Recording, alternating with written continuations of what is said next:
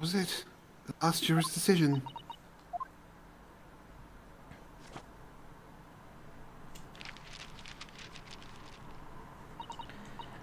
According to this encyclopedia of British law, when all members of the jury have concluded that the defendant is guilty, court proceedings are suspended and the presiding judge will deliver the final verdict and sentence.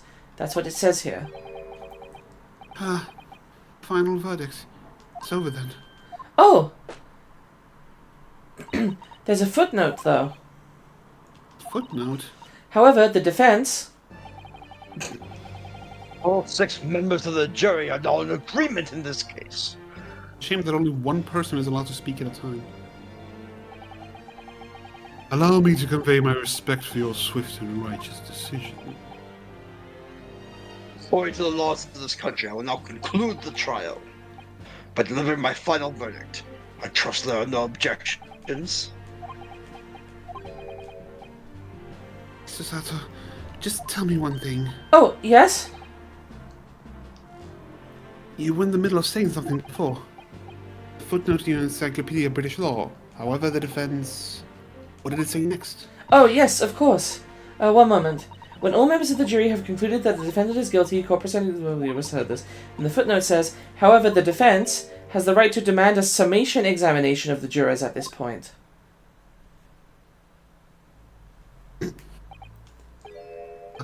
Summation examination?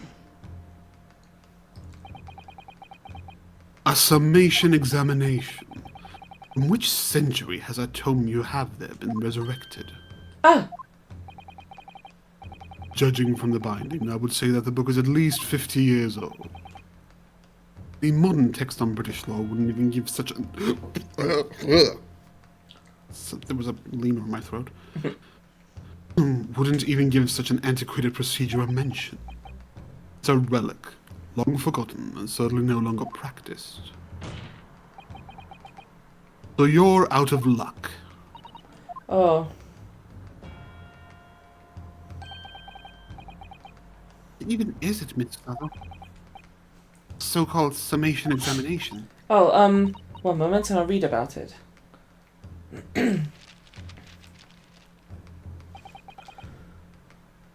You would demand the right to a procedure before you even understand what it entails. Typical Nipponese. Alright, Mr. Naruhodo, I think I understand. It seems that under this procedure we will be able to appeal to the members of the jury.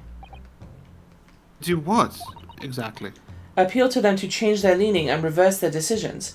And it says here that, if successful, the proceedings of the trial must be resumed. Make them reverse their decisions. In times gone by, barristers would use a summation examination to attempt to influence the jury's decision. That procedure had become something of a formality with no practical benefit, really. So it rather fell out of use. I wonder why. Because it was devoid of purpose. Changing just one member of the jury's mind would be hard enough, let alone several. No self-respecting defense barrister would even assert his right to try in this day and age. Still, I don't see any mention of the procedure actually being formally revoked. I have no... I was gonna make a joke and then I missed a line. Forgot the joke too, so good me. What are you suggesting? I'm suggesting that although it may be antiquated and largely forgotten, it isn't yet extinct. What do you think, Mr. Naruhodo?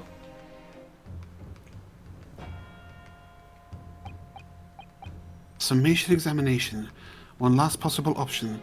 Do we assert our right to carry it out or admit defeat? Yeah, I was just give up.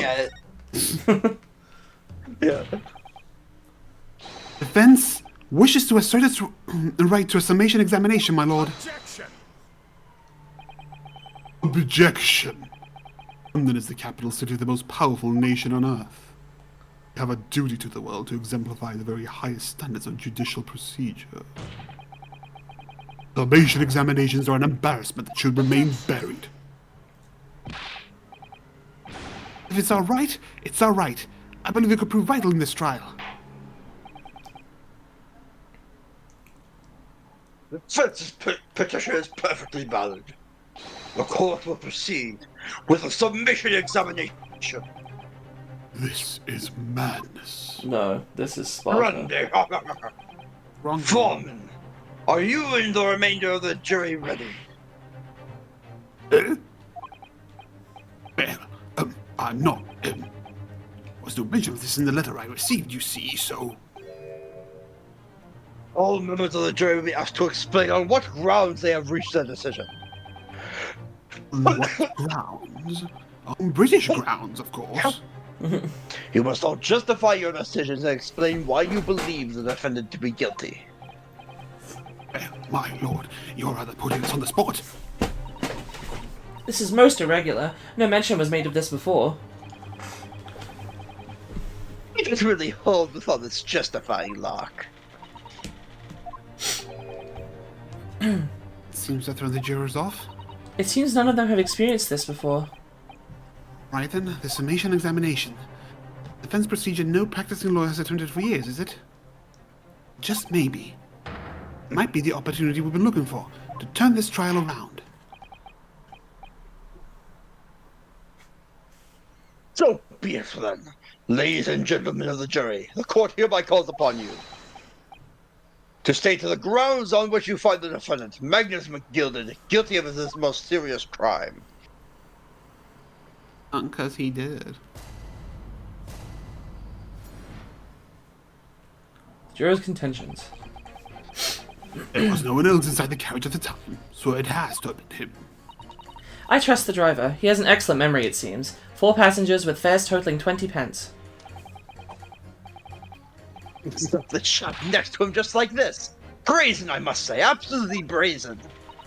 He brought a knife just so he could demonstrate how that other guy was killed. I think he did it. They've simply typed and collected all the statements made thus far and drawn the logical conclusion. You can trust the guild. Fair fares is our motto. We haven't raised prices above 4p for years. Scoundrel, stabbing that poor man on the floor. It beggars belief. Yeah, but it wasn't on the floor, though. Don't you wish I hadn't pushed for this now? Some of the jurors don't seem to have a wonderfully formed arguments, though, do they? And let's see what we can do. We need to get these 6 people to change their minds. I have to throw everything I can at them and use some very persuasive language. Just a moment, Mr. Naruhodo. According to my book, that's not quite how it works. Oh? I thought I was going to have to thaw their icy minds with some heart-warming rhetoric about the defendant. Or with a cool island song. Unfortunately, once the jurors have decided the defendant is guilty, they're unlikely to heed anything the defense says. But then... They've reached their conclusions by their own reasoning, you see. Your pleas will sound like excuses. In fact, it could recoil on you. The more you try to persuade them, the more entrenched they may become. What on earth am I supposed to do? Oh dear. I'm just citing what I've read about British law, Mr. Naruhodo. Wait, I'm sorry. Do you have any idea how to make this work, then? Just keep the book out! Well, from what I can understand, the key to this procedure is using the jurors' own words to make your arguments. What do you mean? What is this fucking, Danganronpa V3, like, scrum debate bullshit? Well, the 6 members of the jury are randomly selected members of the public. They may appear to present a unified front, but the truth is, they are complete strangers who just happen to find themselves here in the courtroom together. I actually said united front. Isn't that what I said? You said unified. Oh, my bad. And that's the way to break them down, you mean? Yes, exactly. We must listen very carefully to what each member of the jury says, and see if we can identify any contradictory statements. If we can, we then contrast the statements and pit the corresponding jurors against each other. And then they fight to the death. I see. So it's contradictions in what 2 or more jurors say that we're looking for. In a way, That's then, kind of cool. this is similar to regular cross-examination. Oh, yes, I suppose you're right. In contradictions in the statements and pit the jurors against one another to break them down. Right? I might be able to pull this off. No, that's not right. You have to pull this off. You have to pull off my pants. We may start proceedings, counsel. I'll ask you to take the stand for this. I'm expecting a clear and concise rebuttal. Yes, my lord.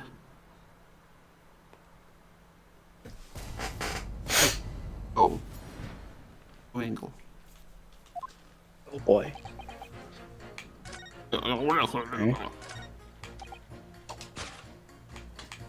I like the pit button. Objection.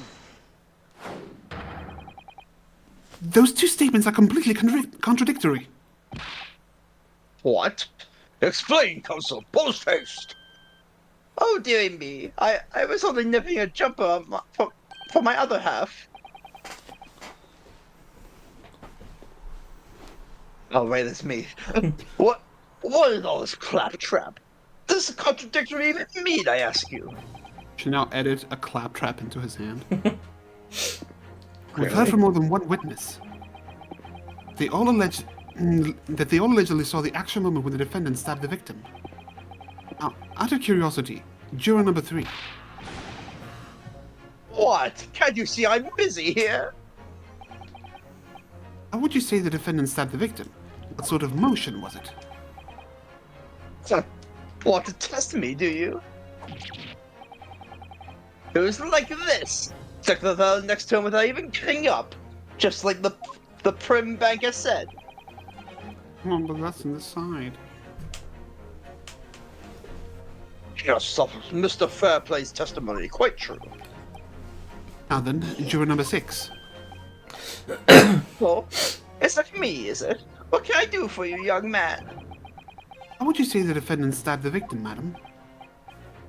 Oh, well, dear, as far as I understand it. It was like this. He stabbed the poor man until he collapsed on the floor. The coachman said so. Don't move! Take a look at these two jurors.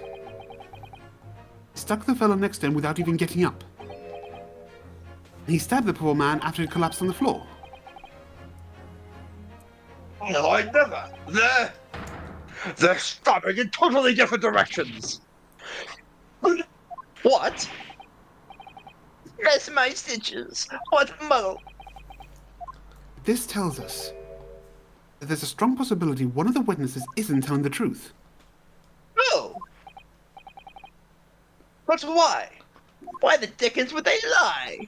Love the word Dickens. I don't know that yet, but what I do know is that if the trial ends at this point, we may never find out. We may never know the real truth. Ladies and gentlemen of the jury, you really let that happen, in all good conscience. You say, oh dearie me.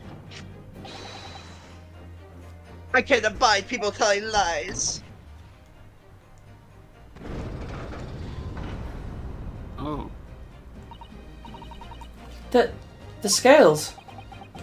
I don't believe it. I can't believe it. Wait! Oh, hear this, my fellow jurors. I warn you, you cannot listen to this man.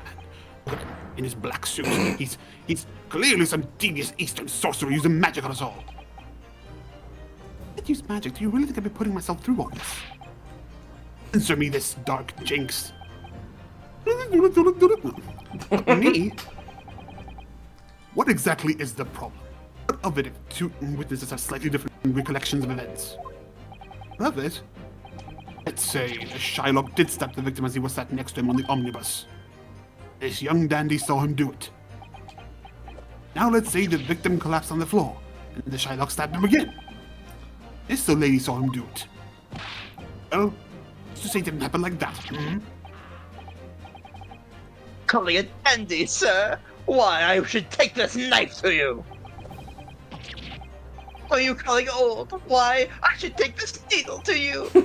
I was joking when I said they should fight to the death, but I'm all for it. Now they're ready to kill each other. They're ready to kill each other now. But the foreman of the jury be right. The two witnesses see two different moments of the same crime. It was only stabbed once. Unfortunately, Mr. Foreman. What is it, you dark jinx? Come on, out with it.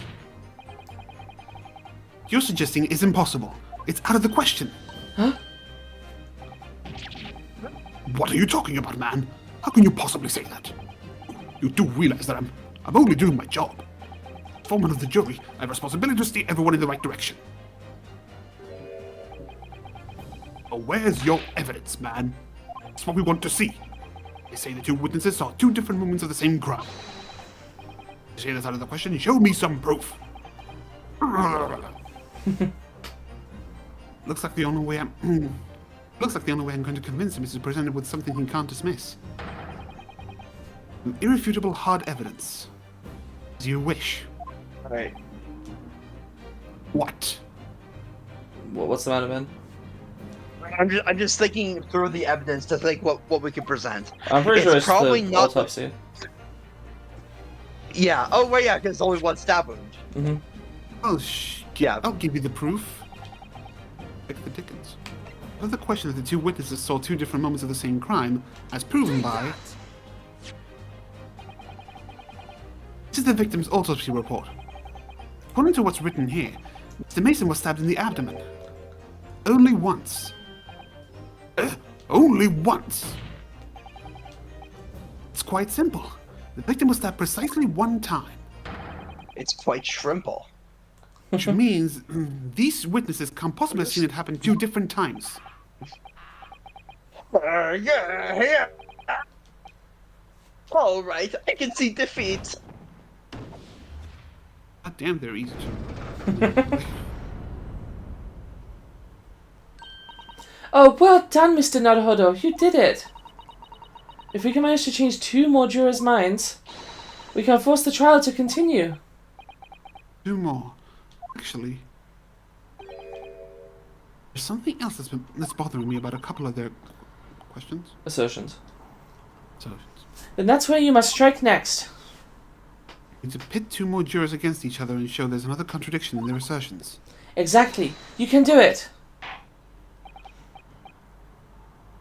Well, the scales of justice have shifted, but they still weigh heavy on the side of guilt. Counsel, you have the floor again. Continue with your summation examination. Right, what have we got? No one else inside the carriage at the time, so that's not true. Oh, well, I mean, okay, yeah, than the victim himself. Trust the driver, he has an excellent memory, it seems. 4 passengers with fares totaling 20 pence. Okay. It's the maid and the coachman guy. Yeah? Oh. So true, bestie. Objection.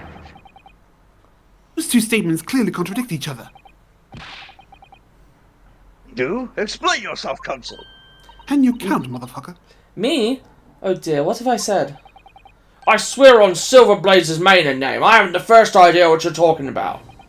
Like how we accidentally assigned people to be pitted themselves.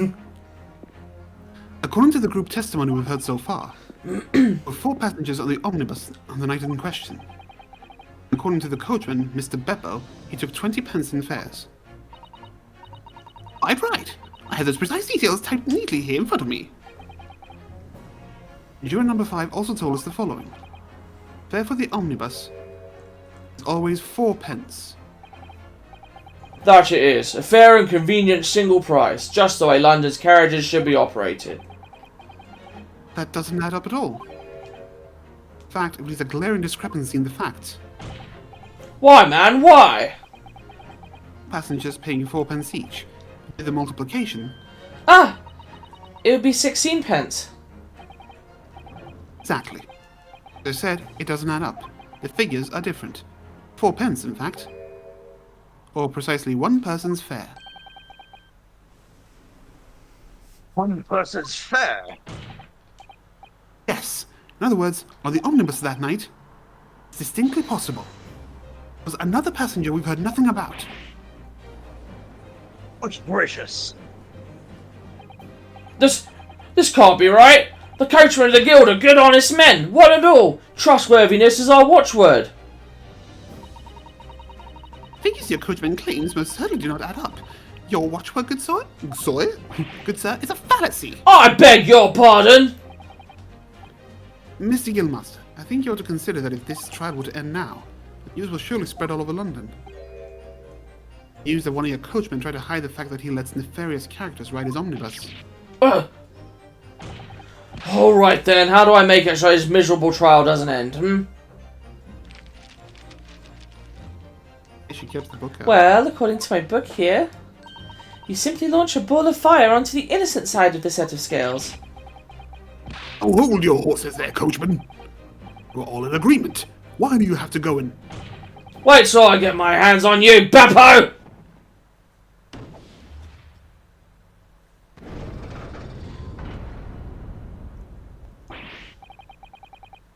Ah, this is all very irritating. Begging your pardon, sir, I'm going to do the same.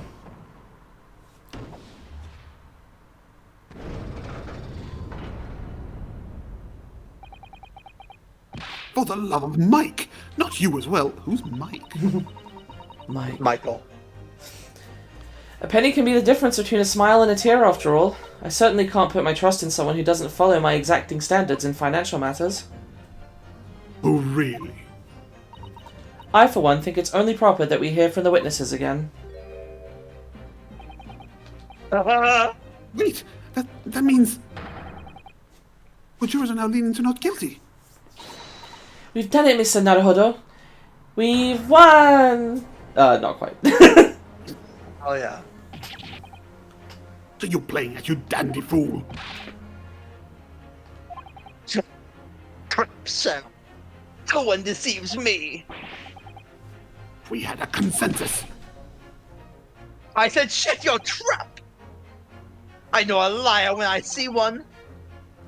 And if the chap ever dares to cross the threshold of my shop, I'll take this razor-sharp blade and shave every last hair off his head! I'll say that line again as if you're licking something at the same time. No. He's telling me he's a barber. Wait. Actually, no, never mind. I don't have one. I was gonna say, I think I have a pocket knife that I could like do that with, but no. God. Also, don't lick knives. Yeah, that'd be exceedingly dangerous. That's the other reason I wouldn't do it. Well, it's a quite remarkable turn of events. The Francis submission examination has flipped the balance of the scales of justice. Don't kill yourself, dude. You're gonna have to do a lot of the judge in this game. I know, I'll be fine. The jurors now stand at 2 for guilty and 4 for not guilty. Accordingly, there is no longer a large enough majority among the jury for me to adjudicate, and the trial must continue.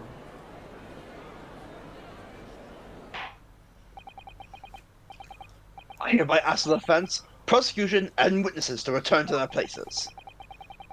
And I call upon all of you to continue to pursue the truth.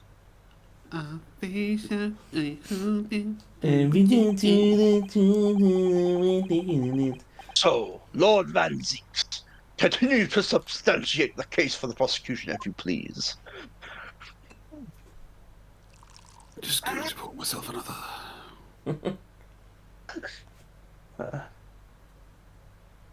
Swish.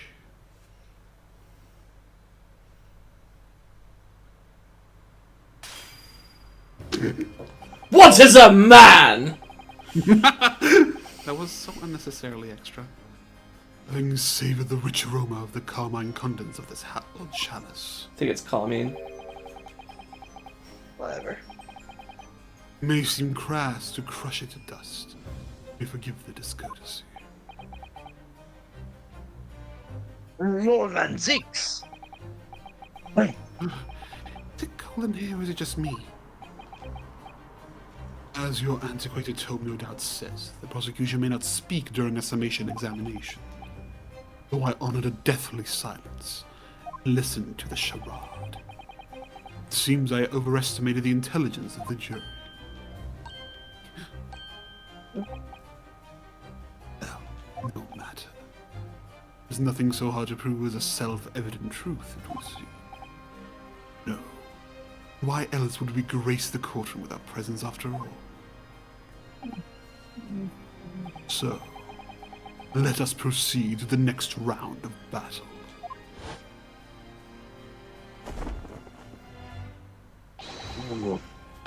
Bring forth the witnesses once more. Damn, second phase.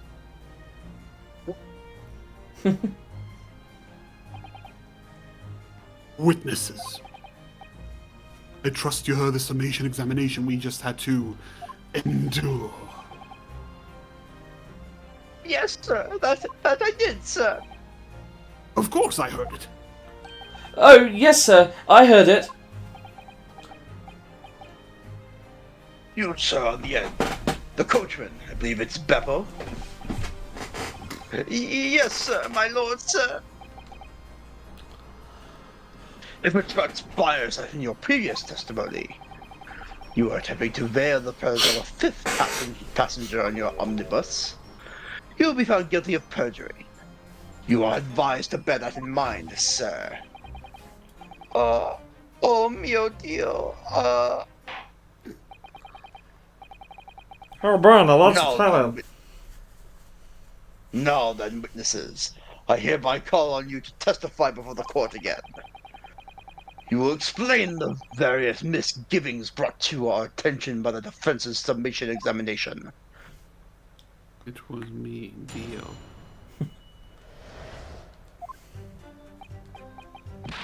I only carried 4 passengers that night, I swear it. But Well, I for one was told I had to pay 5 pence for the bus. He fiddled us on the fare, he did. And then I saw that blood-curdling sight as well. It's all too much. I tell you, I saw McGillen stabbing that man. Everything I said before stands. yes, he stabbed him. Yes, he did. I think so, yes. Much confidence. Counsel, make sense of this for me, please. Phantom fifth passenger conjured into existence by my learned Eastern friend never existed. Confusion has arisen from the coachman's sly little... No? Cousinage. Cousinage. Cousinage. Cousinage? I'm pretty sure that's... Cousinage, I'm pretty sure that's how you pronounce it. Okay, me see. cousinage. Yeah, cousinage. The practice of one deception or word. trickery. Oh, okay. Learn a whole lot of new words today. Oh, Bappo! Explain yourself! I'm terribly sorry, Guildmaster. The guild's fare is 4 pence across the board. You know that. Am I to understand you've been overcharging our passengers by a penny a fare? It's so cold, and the last run of the day is always half empty. You have been dishonest, coachman. Oh, I'm sorry. You're a disgrace, Beppo. A disgrace. And your selfish actions have brought dishonour on the entire guild. If I may, sir, I had to pay 10 pence on the bus just last week. What?! 4 passengers at 5 pence each is, yes, 20 pence. I've done the arithmetic 10 times already, but I just can't make the result come out differently. No, that figures. Rena. Well, it would appear that one of the aforementioned misgivings has already been explained. So, Counsel of the Defense, your cross-examination, if you please. I've already had the pleasure of a protracted summation examination today. I see you intend to continue the parlor games.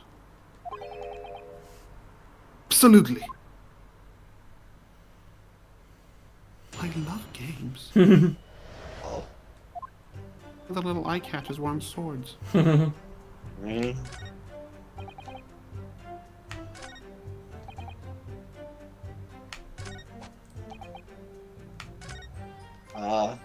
I think. He doesn't seem too sure. Yeah. You testified that you saw the moment when the defendant allegedly stabbed the victim, didn't you? Oh, yes, that's right. Said that the victim was on the floor and described the assailant holding the knife in an ice pick grip.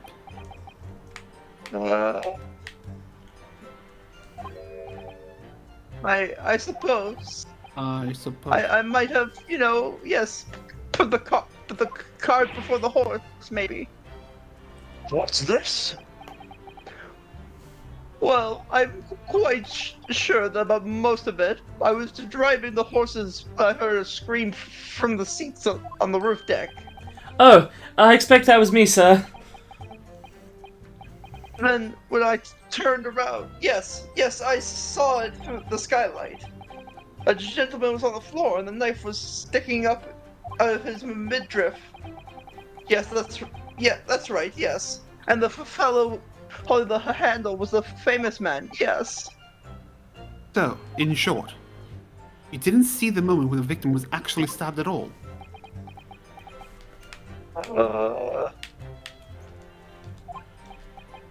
I really thought I did, but when I go over it again in my head, no, I suppose I didn't really see the precise moment of the stabbing, did I? That's your problem. I thought he was pulling his mustache, and I was like, what? Do you have something to say about that, Mr. Fairplay? Oh, you listen to me! I know what you're thinking. He didn't really see the exact moment the fellow was stabbed. What are the chances of that? Hey. You're asking me or telling me? I'm flustered. Able to extract some new information from him if I can answer him cleverly. You just happened to see the exact moment the crime was committed. Some days are like that. Hang on, what? So Beppo's like, I didn't see the exact moment. Fairplay's like, listen, I know what you're gonna say. He didn't see the exact moment. What are the chances of that? He's talking about himself. He's talking about Fairplay himself. Oh, okay. Fairplay is talking about Fairplay. And he's Right. like, You're gonna accuse me next. yeah. No chance. Yeah, I think so. Is he the one in... He was on top of... He was on top, yeah. Yeah. Well, it is a little hard to believe, certainly. Unless you spend your time peeping through a skylight on the top of an omnibus, that is. Peeping? I'm a respectable city banker, I'll have you know. I know what I saw. I remember it as clear as a Ballarat day. Grim scene, I don't mind telling you.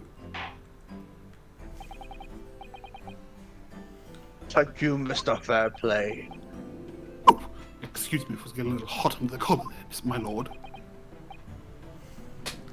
I would ask you to supplement your testimony with a clear statement of what exactly you saw. Oh, I can do that all right.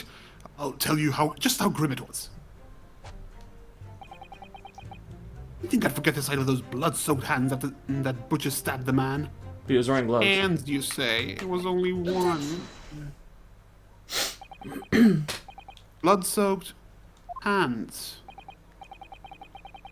I admit that soaked might be laying on a little thick, but anyway, there was definitely blood all over them. Both of them covered in it. Well, I'm very sorry to disagree, Mr. Fairplay, but that's more than a little peculiar. What? Are the gloves worn by the defendant, Mr. McGilden, on the night in question? Oh, yes. Right. There certainly does appear to be a sizable dark-colored stain there. As I'm sure you can clearly see. It's only on the right-hand glove.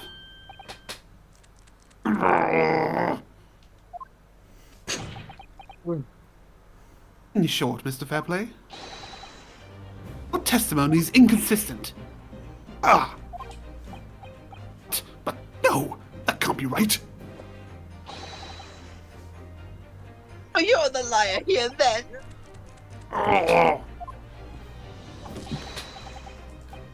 That's right. You were quite clear about it. You said it was both hands. Can you stop doing that? It's murder. Mr. Fairplay, if your last statement was a lie, it calls your entire testimony into question. You say you saw the moment the victim was stabbed, but is that really the truth? Objection! It was a simple mistake. You can't justify accusing this man of lying. Yes, it wasn't both hands. It was only one. The fact remains. Victim's blood was on the accused. Mr. Fairplay categorically stated that he saw blood all over both hands. It means there's a strong possibility that this witness was deliberately trying to mislead the court. Why? I'm a city banker, for pity's sake. My word should be the gold standard. I'm a gentleman, not some gutter snipe. Upstanding members of society don't Prevaricate. Claiming to have no reason to lie. Is that really the case? No, it's Mr. not. Naruhodo, No better. if we had some evidence to explain why Mr. Fairplay might be lying, it could turn the tide in this trial completely. Unless they show this man has a compelling reason to lie in his testimony. Oh, yes he does. I have evidence, bitch. My lord. Yes, counsel. Defense is ready to present evidence. By Jove, are you sure? Who's Jove? Yes, evidence that will clearly demonstrate why Mr. Fairplay had reason to lie in his testimony. Okay, I can't do those noises anymore. It's fine. Yeah, that's fine. Very well. I hereby follow the presented scripts. The evidence demonstrates a motive for the witness's alleged deception of the court. This is a list of the debtors who owe money to Mr. McGilded. Yes, a list of innocent victims crippled by the accused's extortion. Point is, among the names of these debtors is your name, Mr. Bruce Fairplay. What? Mr. Fairplay, are you currently indebted financially to the accused? Arg. No! Well, it's barely worthy of being called a debt. According to this ledger, you owe 20 guineas. Not an inconsiderable sum of money, wouldn't you say? Well, what of it? Let's suppose Mr. McGilder were to be found guilty of murder. What would become of your debt in that case? These documents state that the loan agreement is forged between two individual parties. Therefore, were the creditor, the defendant here, to be sentenced to a capital punishment, all standing debts which were owed to him would be annulled. They would cease to exist. Cease to exist? Mr. Fairplay, is it not the case that you claimed in your testimony to have seen something you never in fact saw, in a devious attempt to annul your debt of 20 guineas to the defendant?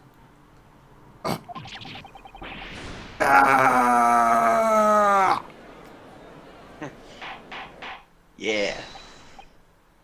Order! Order! Order! Mr. Bruce Fairplay. Why, but Ordar makes me laugh. Yes, my lord! What? Turned into Arnold Schwarzenegger there for a second. Let me ask you again. And be aware that your answer may have most serious implications upon your future, sir. Did you or did you not see the precise moment in time at which the defendant is alleged to have thrust a knife into the victim? Just dancing. Silence speaks volumes. You did not tell the truth in your testimony. All right. Let's not make a melodrama out of this. Perhaps I did overstate the truth a pinch. Pinch? Makes no difference. I definitely remember seeing blood on McGilder's hands. Both of them. Yet, only one of the defendant's gloves, which we have here as evidence, is stained. So you keep saying. I wonder if I might be allowed to speak, sir. Oh. Mr. First. Well, the thing is, I think I remember seeing it myself as it happens. Seeing what? The blood, sir, on the assailant's hands. I think... Yes, I'm almost sure that it was on both of his hands, not just one. What? Oh.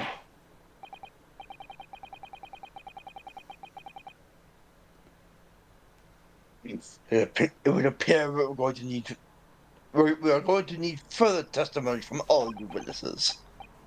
This time, I would like to know precisely what you did and what you did not see. Do I make myself perfectly clear? Yikes. Mr. Naruhodo, this is good news. The course of the trial seems to have shifted slightly at last. Yes. I might finally have a chance to turn things around here.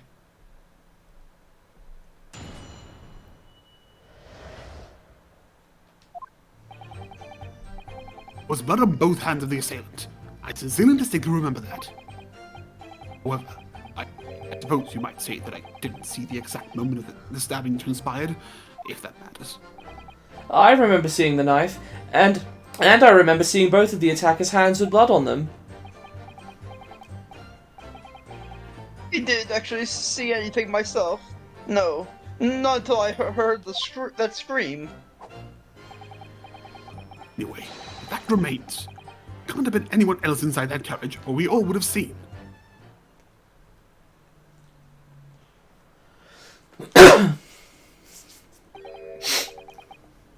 Well, lo and behold, in truth of fact, not one of you was witness to the crucial moment of the crime was perpetrated.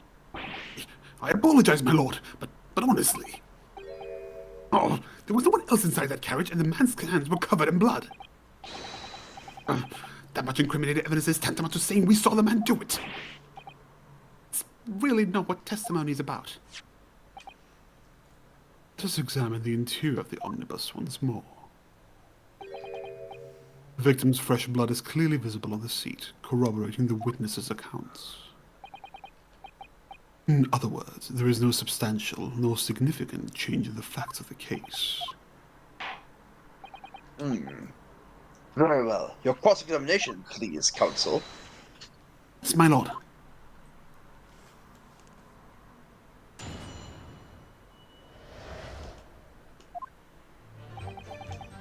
Let's see.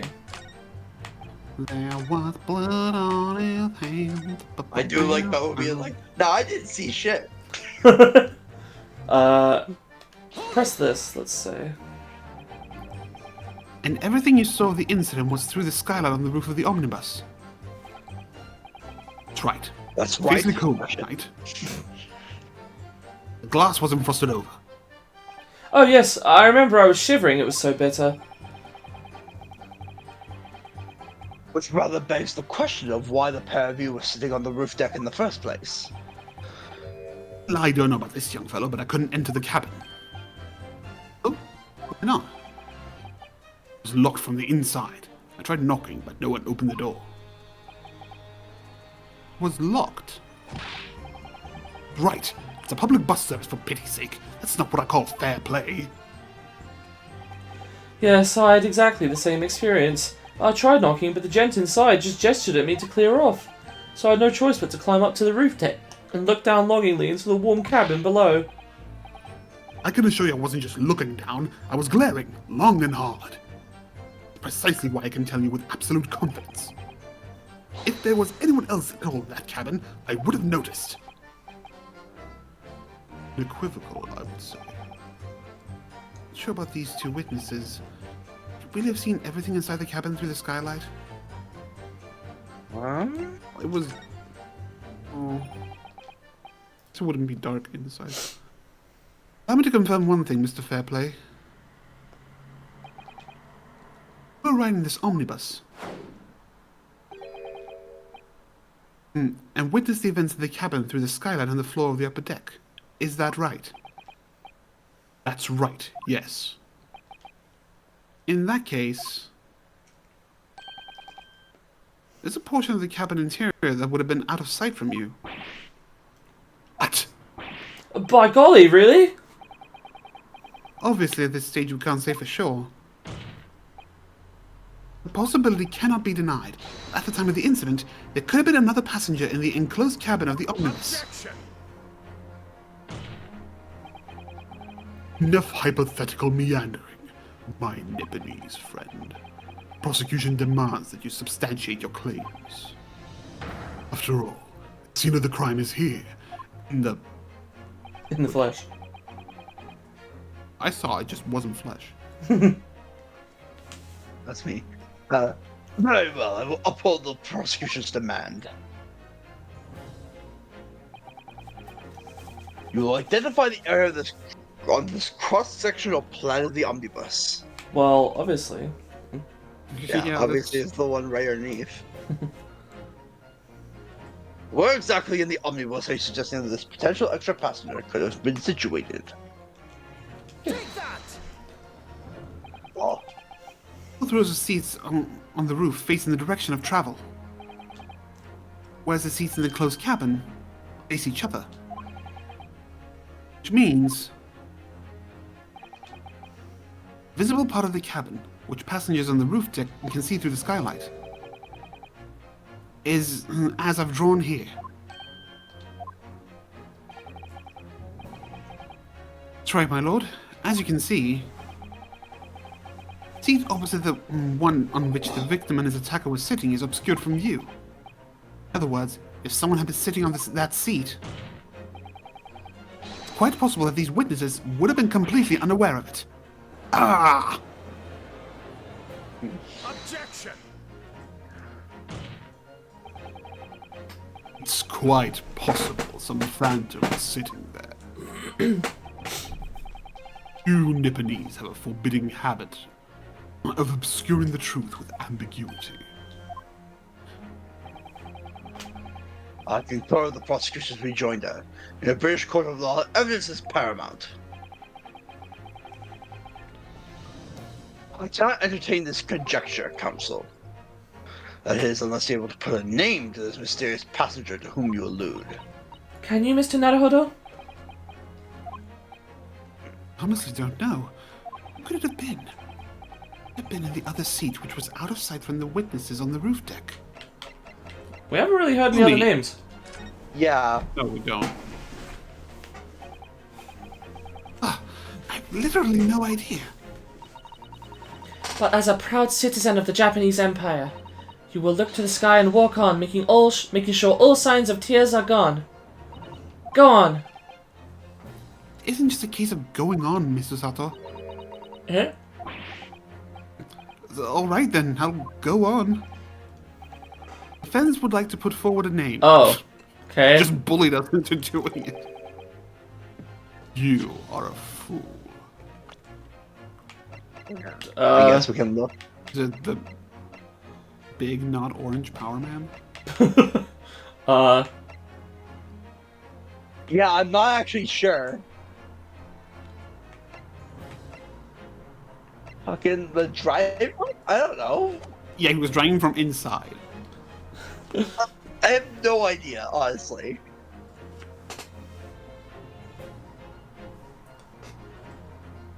He read the line. Oh. That response was a desperate attempt by a man who has no notion of his own limitations. Toast to hard lessons not yet learned. Let's not delay, counsel. The offense is still to name the passenger in the other seat. This could be it. This could be the chance I've been waiting for to turn the trial in my favor.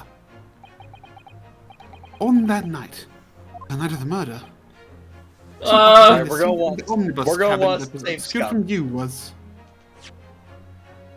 I think we're gonna want save scum for this. Do you think we're gonna want to save scum for this? Yes, Okay. because We're I gonna have want to save no scum for fucking this. clue. Right. It's not Susato. That's ridiculous. It's not Miles Strongheart. We have no reason to say him. Yeah. McGilded, we're claiming, was in the we seat want they him saw. to not. Yeah. We wanted to not be him, so it's obviously not Barak. Right.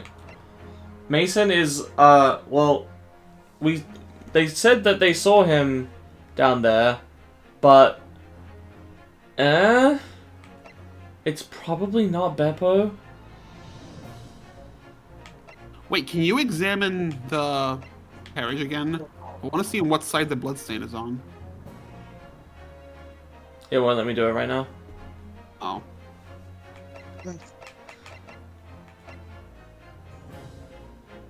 These two were on were on the top of the deck together. I feel like there's no way one of them was down there and the other one would know that. Yeah. Or would know at least that they weren't up on top. Yeah. Fucking.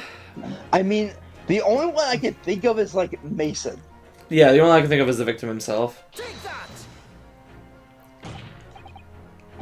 Yes. No. Concealing the blind spot of the cabin that night was none other than this unexpected passenger. Wouldn't be unexpected, would it? Though your so-called logic used to arrive at the conclusion, it matters not. I have an idea. Maybe we didn't inspect the omnibus thoroughly enough. Maybe. Because over here is the thing with the handle. Yeah. Which, believe it or not, this is relevant. There's blood in there. Upper left, What? What? isn't it? Yeah, there. No? In the thing. Swear it's What? there. It's just red because the paneling is red. But it's a different shade of red. It's just the lighting. Yeah. See, the that's lights- just the lighting. Look, the shadow is being cast diagonally like this from this, so it's the same here. And then this is just the part that's not in shadow. Not there, in the corner, right there. Like here? Yeah, I don't see it. Up a little more. Okay, Can you not? Does it? No, I don't see it. It just looks like more paneling. Like yeah. You're going too fast for me to point it out. A little more to the right. Left. And too far. Up. Right there in that corner. I swear it's a different shade. No, Oh? I guess I'm it's, going crazy then. Yeah. it's just Oh. a darker part of the wood. It's the same over here. It's not. I see differently.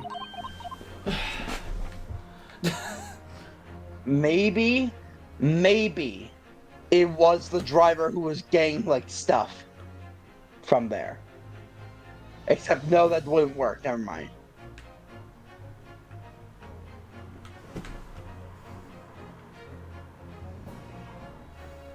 Fucking, I don't know. Just, I guess we just try shit until it works. I guess. Because I have literally no idea.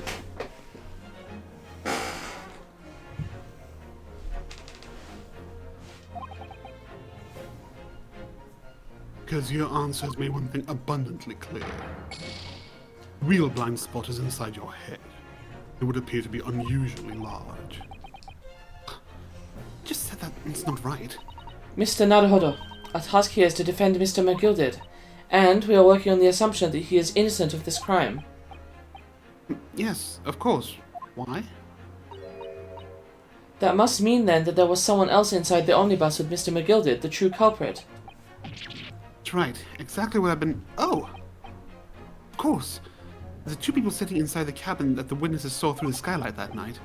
Oh. The victim and So the we're real saying culprit. we're saying that that McGilded was opposite the victim, and then the real culprit was Okay. next to him. It does seem as Yeah, though we've all been okay, making a yes. false assumption. Okay, the game basically spelled out for me. And looking at Mr. McGilded at all. Okay, that makes He sense. must have been sitting somewhere else.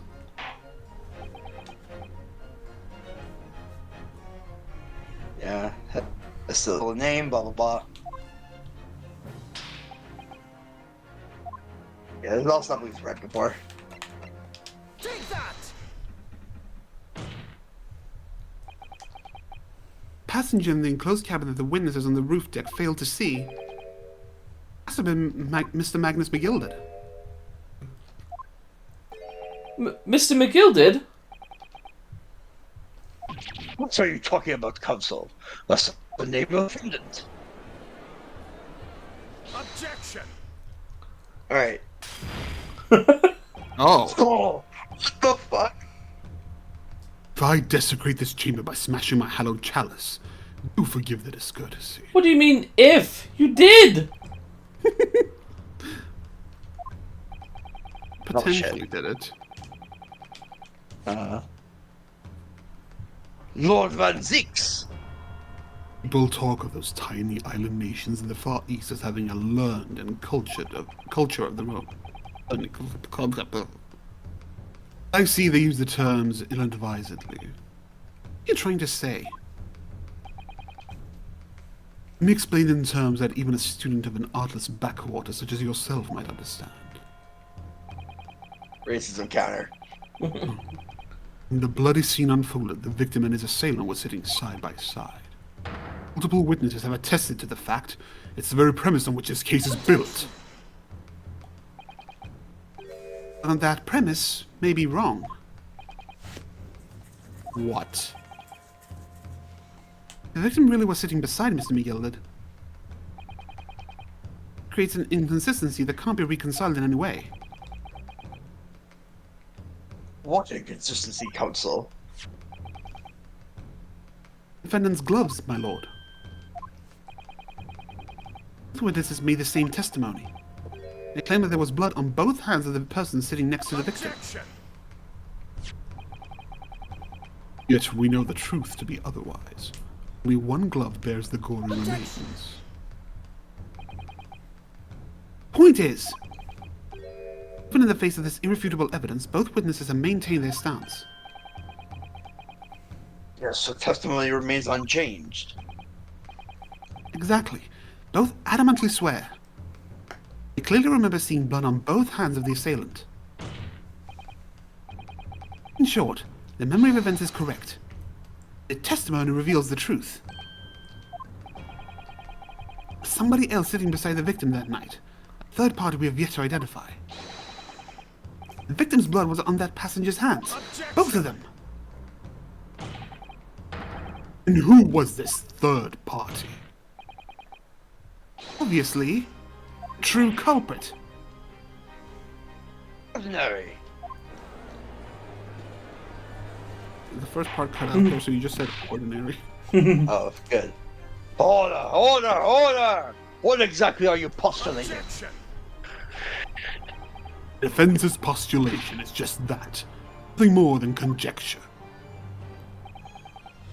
Witnesses have clearly stated that they saw the accused. When elaborating on his testimony, Mr. Fairplay said the two of them were wearing hats, and I couldn't exactly make out their faces. Yes. The tops of their heads were obscured by the roof. I could see the rest of them, though.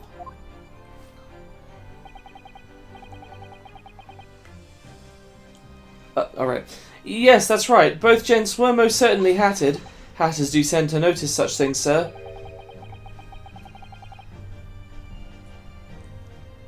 What particular styles of hat did the two gentlemen sport, Mr. First? Hat coat. I'm afraid I don't remember.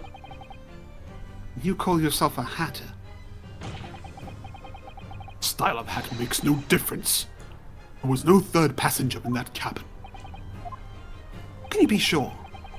Because if there had been, the accused, Mr. McGilded, would have undoubtedly have offered to depose the fact. Unless, that is, you are proposing an even more preposterous explanation. The accused failed even to notice the presence of the true culprit in the very cabin in which he traveled.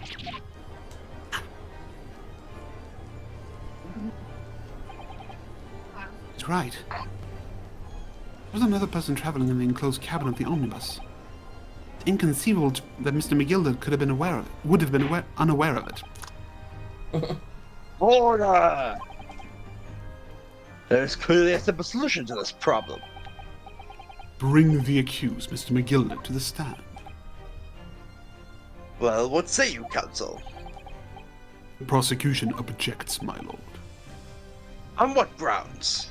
Don't like him. As a suspect, he will have already made a full statement to the police. But what if there's some reason why he's unable to speak freely?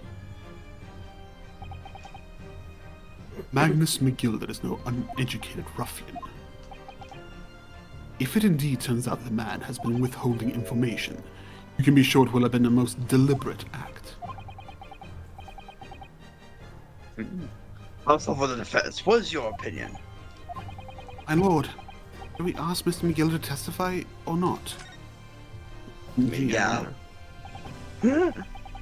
Yes, we'll need to hear what he has to say in order to find out the truth. The defense would like to call Mr. McGill to the stand.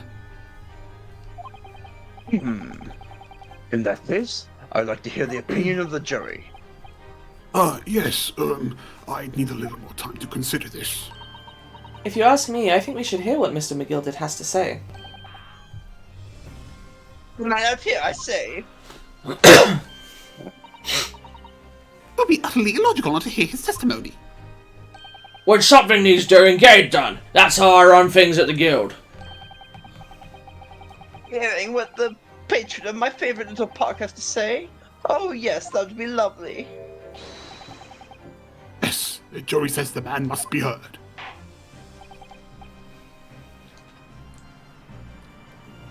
Very well. The court will hear the defendant's testimony. Bailiff, show the defendant to the stand at once.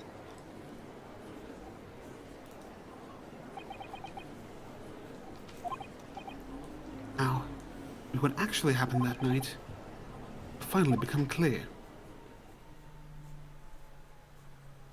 Boy. Can we break it here? Let me have a look quickly.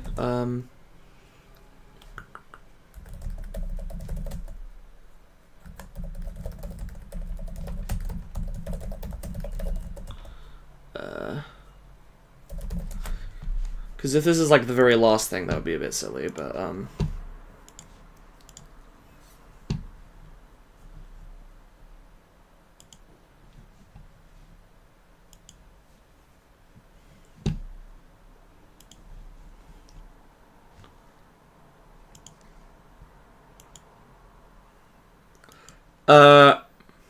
oh, we're like right about to hit a checkpoint. Alright. Oh, good.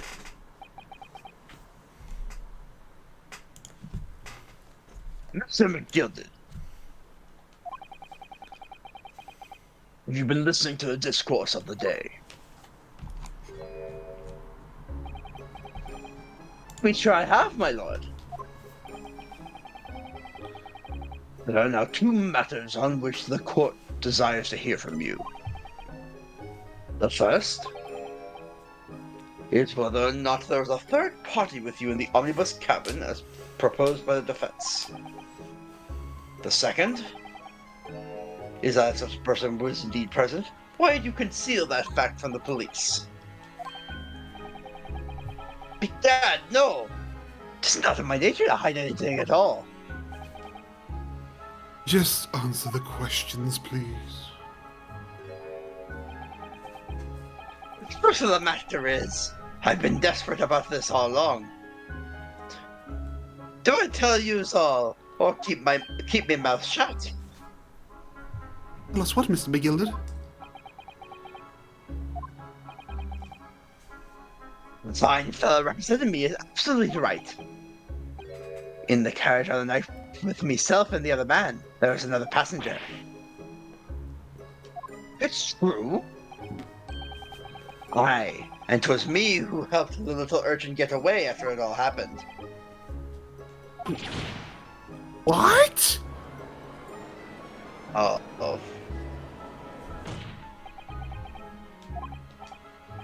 No, Magnus McGilded. A convenient excuse can't save you now. I'm truly sorry. So I am, Lord Van Zeeks. I'm sure you'll be wanting to know why I said nothing when I was taken in by the police. I do be having a very good reason, I assure you. Which was? Well, the child was just in the wrong place at the wrong time and not in any way involved, you see. What? Police had known the wee one was there. They'd have assumed she did it. They'd have hauled her into this here courtroom just like myself. I was only trying to spare her that. Young hearts and young minds are easily damaged, my lord.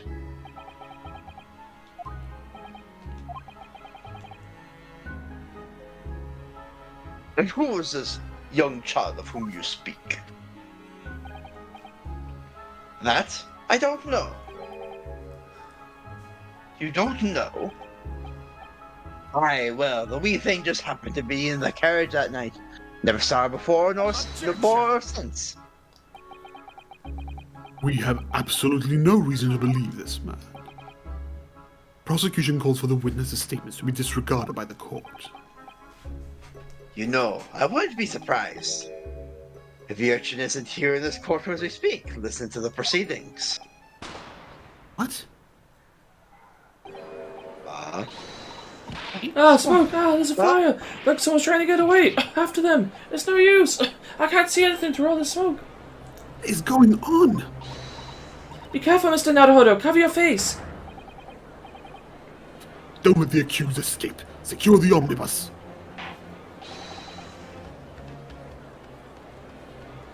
Here, I call an emergency recess. Bailiff, ensure the defendant is in custody and clear the courtroom. And there we go. And that's the away. We were hurriedly removed from the smoke-filled courtroom by the bailiff. Amid the scenes of chaos as people stumble over one another in the desperation to flee the chamber. I had no idea what was happening. All we knew was that, for the time being at least, the trial was suspended. Apparently that counted as 2 parts of the trial. I don't know why, but that's the end of part 2. Oh. I guess because maybe they're counting it as like in the walkthrough, they're counting it as like. Well, it says right there, part 3. The game decides it. The game is saying that as of now it's starting part 3. Okay. Part 1 ended with the defense's rebuttal to the jury examination, where we pitted the jurors against each other, apparently. I mean, I guess that makes sense. And we've only got one more part of this trial, so... Okay. Yep, we'll finish this next time. On this. See you then. Yeah. Next time on Gate. Bye. Bye.